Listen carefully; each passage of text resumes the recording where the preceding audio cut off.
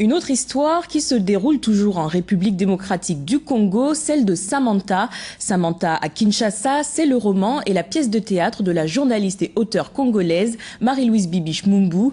Une pièce qui se joue au tarmac de la Villette à Paris jusqu'au 9 avril. Marie-Louise Bibiche Mumbu nous plonge dans la vie des Kinois. Elle partage un vécu, l'histoire de son pays, son quartier, son objectif, donner une image positive de la RDC. Un reportage de Myriam Selam. Samantha Kinshasa, c'est le résultat de deux rencontres. Celle tout d'abord de deux univers qui ne se côtoient que peu, le théâtre et la musique, ou plutôt des sons. Celle du personnage principal, la ville de Kinshasa.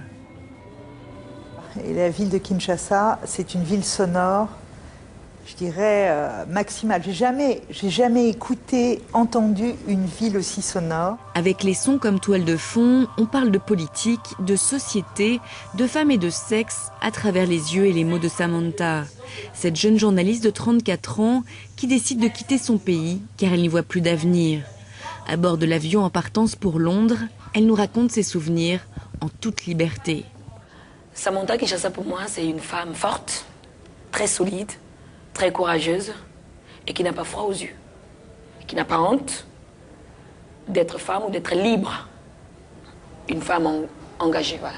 Un exemple de liberté d'expression, un message aussi adressé aux femmes qui devraient toutes se reconnaître un peu en elles. Dans l'écriture de Marie-Louise Bibiche Mumbu, elle fait surgir ce personnage qui est en même temps elle-même, l'auteur, mais qui est en même temps quelqu'un d'autre. Et dans ce quelqu'un d'autre, moi, je me retrouve aussi. Et c'était intéressant de se rencontrer à trois là-dessus. C'est-à-dire d'un côté l'auteur, Marie-Louise Bibiche Mumbu, de l'autre côté l'actrice, Alvi Bitemo, et moi, Catherine Boscovitz, et de composer un personnage qui est celui de Samantha et qui nous ressemble toutes les trois. Samantha Kinshasa, c'est le résultat de deux rencontres, celle de deux univers, mais aussi de trois femmes.